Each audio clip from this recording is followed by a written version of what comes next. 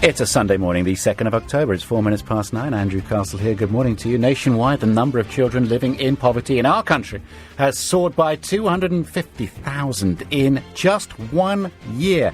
That's according to HMRC. Does that ring true to you? I couldn't believe it when I heard that. Have you actually seen poverty in this country? I'm not sure I have. Perhaps that's my fault.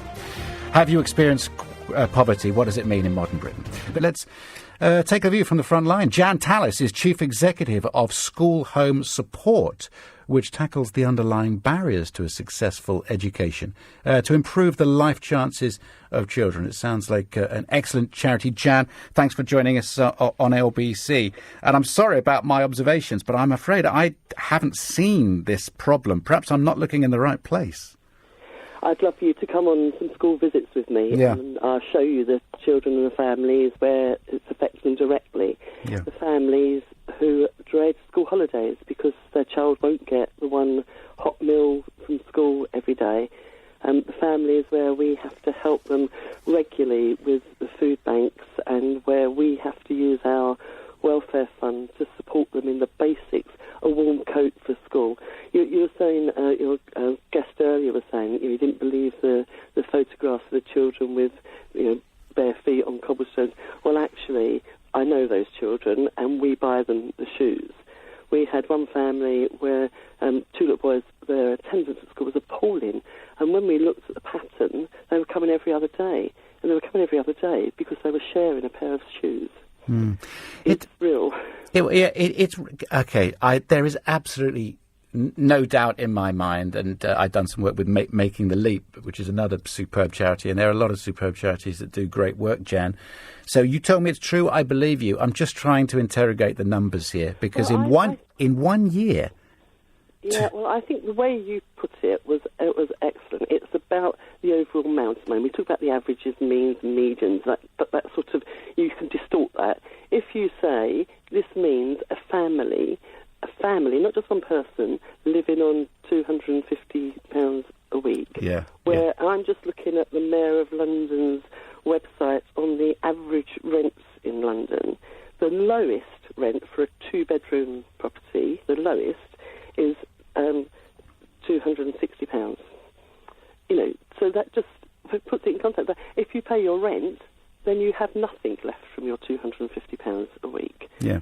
And let me put, Jan, if I hope you don't mind, but there are some less than sympathetic texts and views coming in on this. It's 84850 is our text. I mean, you'll have heard all this before, so stick these over the boundary, if you will.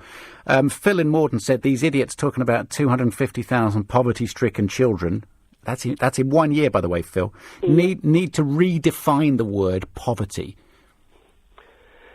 Okay, well, how would you like it? That can't feed your children? Does that work? Or is it that every time a new school year comes around or your child grows or has to change school, the absolute dread of where you're going to find the money to buy the new school uniform for? Yeah. Where hand-me-downs are hand-me-downs and so ragged. We deal with children who, kids are quite horrible to each other, and if you've only got one school uniform shirt, by Wednesday, and you're 14, you probably stink. Yeah, no. And so you get bullied and picked on. So you just don't come to school on Thursday and Friday. I'm gonna give you another rather unsympathetic one here, if you don't mind, Jan. Lee, in direct response to your observation there, said, "Stop having sprogs if you can't afford to feed them."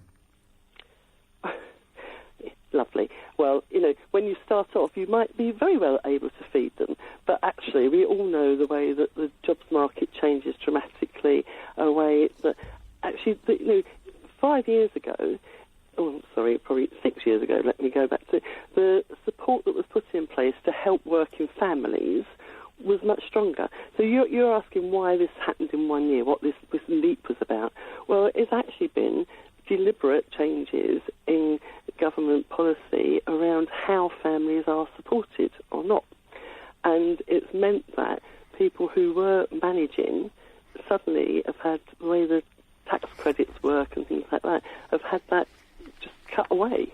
Now, I've got some sympathy with the idea that us as taxpayers shouldn't be supporting poorly paying employers to keep their staff on board. But if if you make that change without then ensuring that things like the minimum wage and the minimum living wage are in place, you create poverty. Yeah. Here's another one. Last one, if you don't mind, Jan. You seem to be batting them away pretty well. Anna is in Swiss Cottage, and she says people who say they're in poverty not able to afford a mobile phone or a Sky package. But there's some things that actually are around lifeline things. I mean, I don't think most people in poverty do afford a Sky package, certainly. But a mobile phone these days, and you'll find that many of them have got a very basic one, it's much cheaper to be able to conduct your business either on a fixed fee package, so you know what your phone bills are going to be, and when that runs out, you have to stop using it, rather than having landlines, and you can't possibly talk to anybody in government or anywhere else. Most people you can't buy it unless you've got access to the internet. Well, this is where relative poverty comes in, because anybody that's ever been on an aeroplane or gone anywhere, and you see real poverty, and you just wonder if you're seeing the same thing here. We're talking about the definition again. Yeah. Well, I think what you mean, the way... So, OK, let's talk about the villages in Bangladesh where we're talking about real poverty. But that's the difference between the real and relative.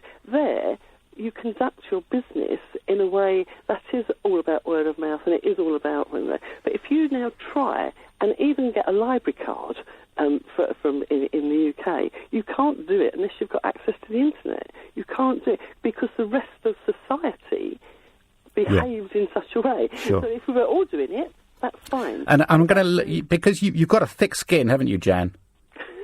Are you? Well, I'm sorry. I see too much of the reality. Okay, well, in that case, make the most of your voice here on LBC, because James has just tweeted, why is Jan talking about market rents in London? They would be in social housing, so talking nonsense. Oh, they wish they could be in social housing. Social housing there's just not enough of it. I mean, you must have covered this on one of your shows. Trying to get any sort of housing in London is difficult.